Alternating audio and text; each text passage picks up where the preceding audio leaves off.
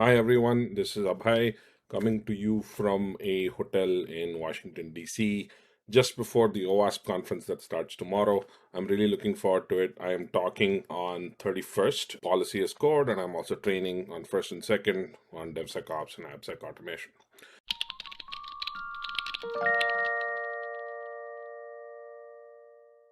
Now, I made this video specifically to talk through one of the issues that we've been having with a customer, a prospective customer of ours who we're signing up with. It's not an issue in the sense that it's not negative, but there are some things about it that I want to talk about that can help all of you when you are doing projects like this or when your company is initiating projects like this. So let's talk about that per se. So these basically, a lot of us, a lot of companies that come to us want to implement DevSecOps initiatives within their organization. And because of that, they call us in and they want us to implement it. They want us to handhold them. They want us to train them. There's a whole bunch of things they want us to do. And that's great. And we've been doing that for a very long time for a lot of companies now. And there are four things that can derail such projects. And this is things that you want to look out for if you are implementing DevSecOps at your organization or looking to implement DevSecOps at your organization. So number one is basically pick the right projects, right? Now, a lot of us assume that DevSecOps is something that just happens overnight. So a lot of us, or at least maybe somebody in the management side, is sold on this vision that, hey, you know what, once we start doing it, we can do it across the company, across all the teams, across all the applications, across all the projects. And that generally doesn't happen, and that is usually a recipe for disaster right out the gate. If a client tells me that, hey, I want to do DevSecOps for my entire organization, I first set the record straight and say, no, you're not going to be able to do that.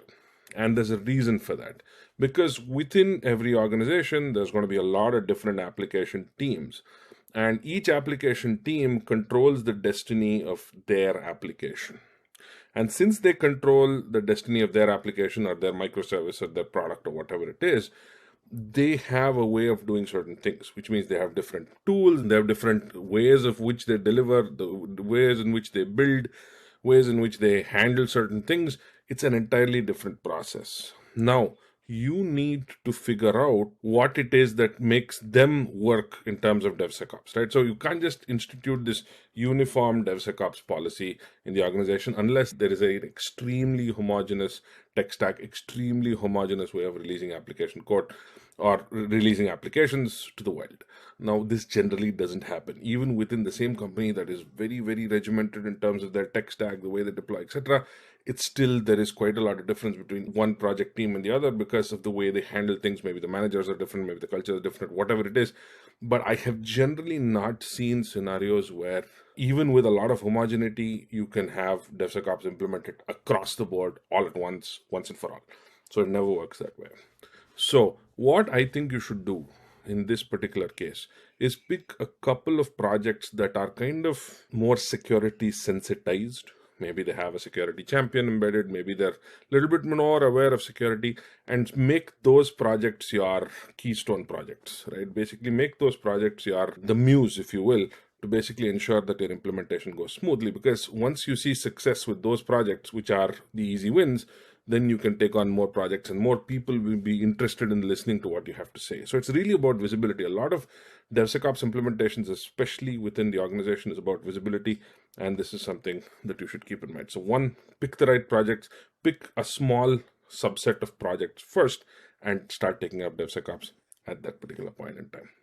Do not over insist on DAST in DevSecOps.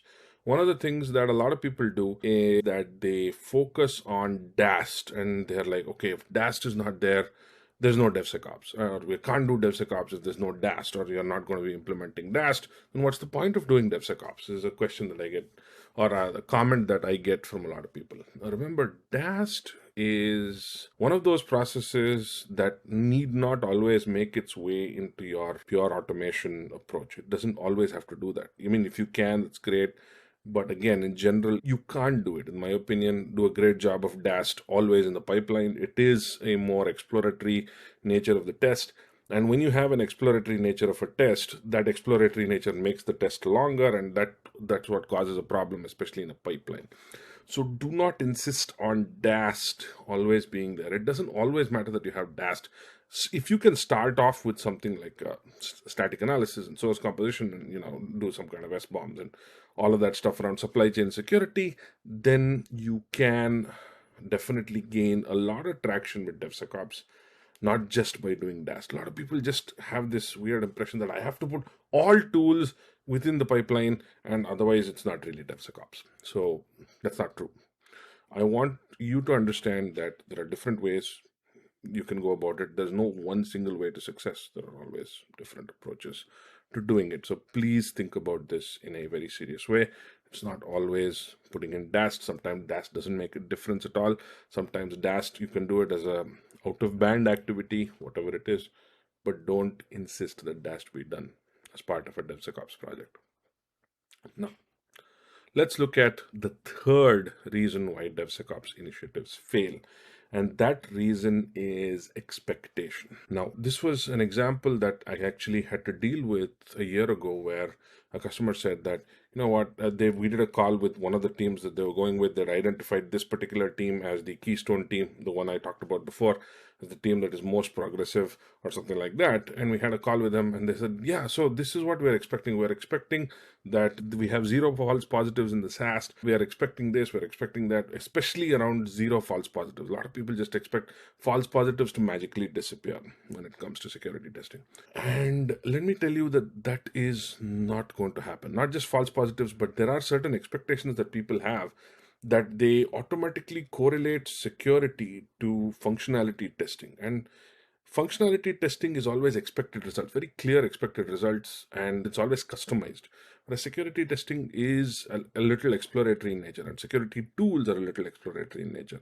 So while you do have scenarios where you have expected conditions, you have faster tools and things like that, you do have high fidelity possibilities, static analysis and so on, you will have to deal with false positives. You may have to do more false positives or less false positive, depending on the tool of choice, depending on how you're doing it, depending on the rules you have, whatever it is, and depending on your budget. Of course, you can decide to go with some kind of runtime protection or IAST or something like that, where you might have very low false positives or almost no false positives. But you might also have to get into a scenario where you already have some SAST, you want to roll out SAST, and you might have to deal with some false positives. Maybe it's a high fidelity scanning process, or you might be dealing with some legacy static analysis tool that has a lot of false positives. In that case, I would request you replace it or do something about it. But if you can't, you still have to deal with false positives. Dealing with false positives is one such weird expectation that people have, that, hey, I do DevSecOps, it's always gone. The false positives are gone. I just have to worry about only the true positives that are already there. And that's generally not the case. So please set expectations. And when you set expectations, it clearly means you need to have training, right? So the thing is that a lot of people go into this, and this is the fourth reason why DevSecOps projects fail. They don't have training, right? DevSecOps projects fail extensively because you just expect security to run this project like another silo, and that's why it fails. And even security doesn't exactly know what it is that it needs to do with a DevSecOps project. DevSecOps project is by nature a collaborative project. And the initiative is by nature collaborative, which means that the people who are involved in that initiative have to be trained. And since they have to be trained, you need to get them some kind of standardized training on DevSecOps, or what is it that you're expecting them to do? What is it that you're expecting from this process? How is it going to be rolled out? What is the benefit of doing it this way? What are the different approaches you have? All of these things. Now, the reason when we get into a DevSecOps project, we generally start with training is simply because training makes the whole process after that a lot smoother. And you still have a lot of obstacles along the way, but training definitely helps that. Without training, I would say the obstacles would increase quite a bit. So please think about that. So these are the 4 reasons, I would say, big reasons why DevSecOps initiatives fail. So if you are taking up a DevSecOps initiative or planning a DevSecOps initiative or already kind of midway through a DevSecOps initiative, think about these things and whether you have actually addressed these 4 things. And if you want, you can think about how you can solve it and whether you're facing some of these issues. I know that a lot of you are facing some of these issues, so think about how you can overcome based on some of the suggestions that I provide. Of course, if you want to reach out to me, I'm always there. I can always help out. Let me know. But otherwise, thank you for watching this video. I hope this was informative. And if you are going to be at the OWASP AppSec DC conference, I look forward to meeting you. Thank you so much. Have a good day.